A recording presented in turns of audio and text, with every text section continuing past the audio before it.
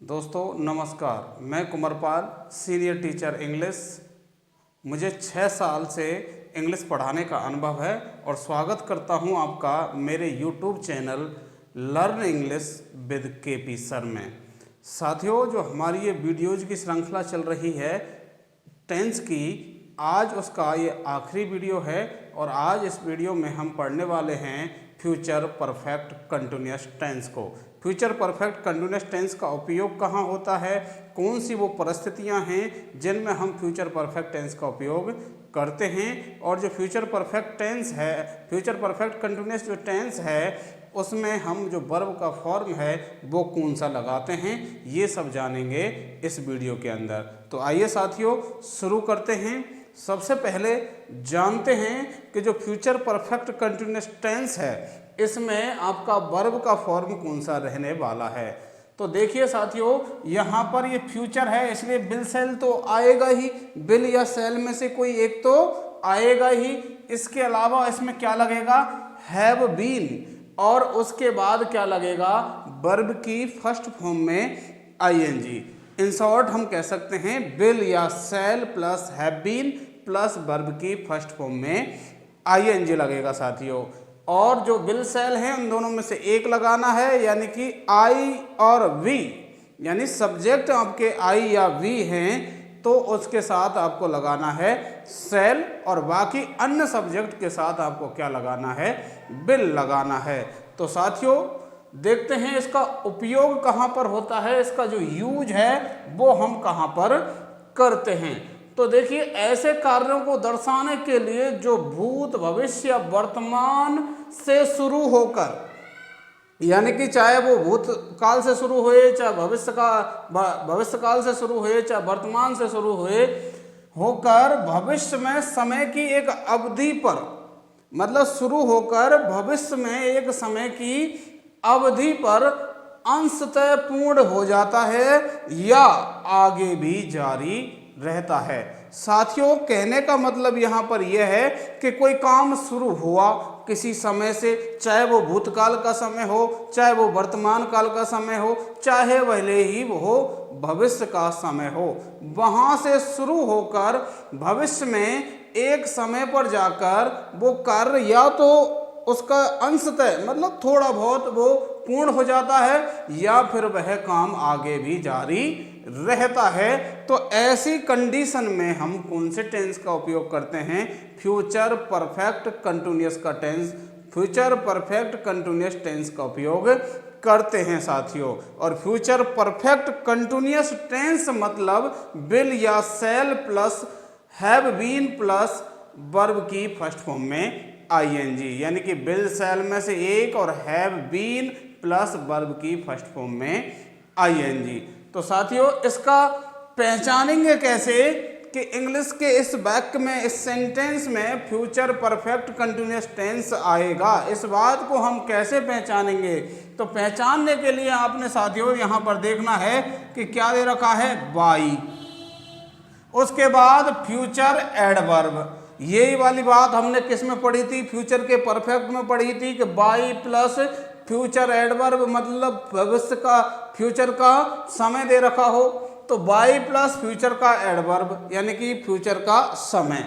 इसके साथ साथ और क्या होना चाहिए, फोर होना चाहिए, फोर होना चाहिए उसी सेंटेंस में, और उस फोर के साथ पीरियड ऑफ टाइम होना चाहिए। साथियों क्या होना चाहिए, पीरियड ऑफ टाइम, यानी कि समय की अवधि दे रखी हो, समय की अवधि दे रखी हो। साथियों एक बार पुनः ध्यान दीजिएगा कि क्या चाहिए हमें, बाई प्लस फ्यूचर का समय, ये तो होना ही चाहिए सेंटेंस में।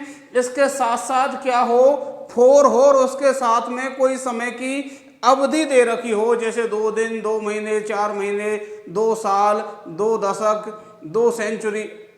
तो इस तरीके से कोई भी समय की अवधि दे रखी हो और ये भी दे रखा हो। साथियों हो सकता है कि ये सेंटेंस में दोनों चीज अलग अलग जगह पर दे रखी हो, तब भी चल जाएगा, लेकिन होनी अवश्य चाहिए, तब जाकर के हम कौन सा टेंस लगाएंगे, फ्यूचर का परफेक्ट कंटिन्यूअस टेंस लगाएंगे। तो आइए साथियों देखते हैं उदाहरणों से। तो पहला उदाहरण है, ही खाली स्थान wait for his wife for 3 hours by 3 o'clock tomorrow.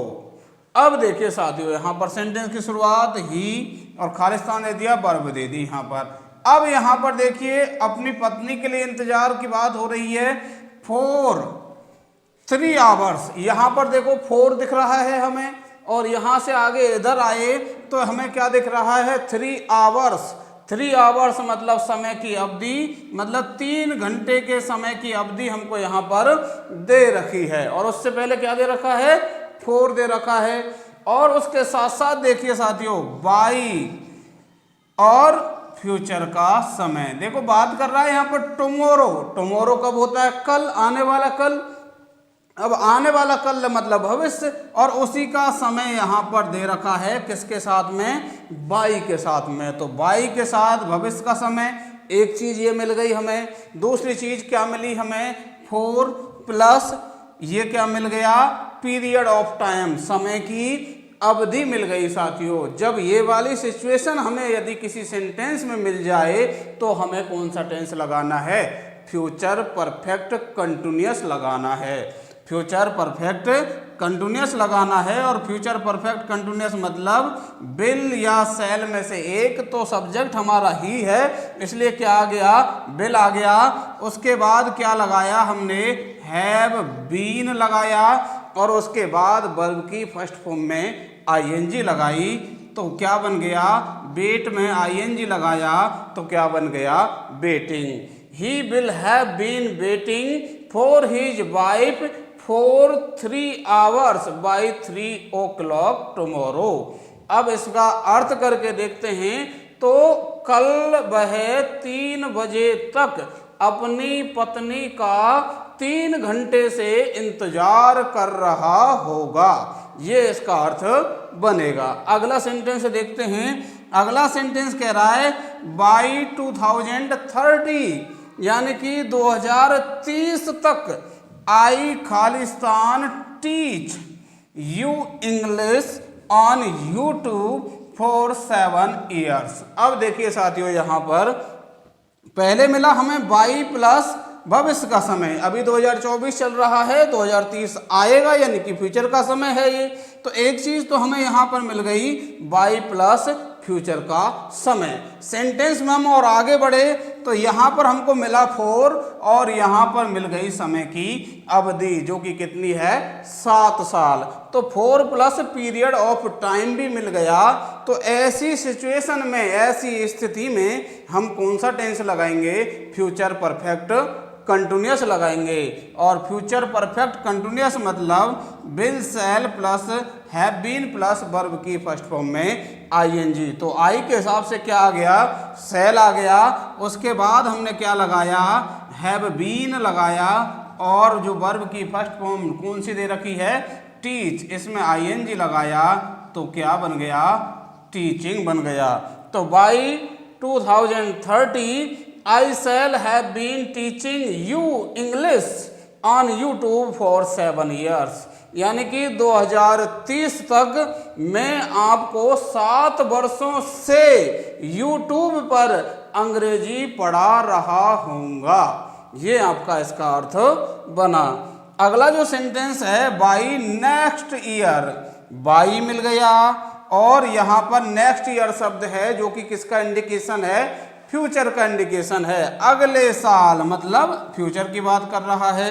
तो एक चीज तो हमें यहाँ पर मिल गई कि बाई प्लस फ्यूचर का समय। सेंटेंस में हम और आगे बढ़े तो आप देखेंगे यहाँ पर क्या लिख रहा है, 4 लिख रहा है, और उसके बाद क्या दे रखा है, समय की अवधि, पीरियड ऑफ टाइम दे रखा है, जो कितना है, 5 years। तो साथियों यहाँ पर हमें दोनों चीज मिल गई, कौन सी, बाई प्लस फ्यूचर एडवर्ब, और उसके साथ 4 प्लस पीरियड ऑफ टाइम।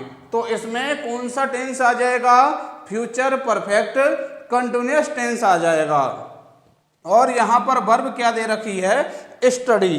तो आप देखेंगे by next year they Khalistan study in this school for 5 years। तो इस वाले क्वेश्चन में आपको आंसर कमेंट करके बताना है कि इस क्वेश्चन का जो आंसर है वो क्या होने वाला है। तो साथियों, इस टेंसेज की श्रृंखला में केवल इतना ही। मिलते हैं ग्रामर के किसी अगले टॉपिक के साथ।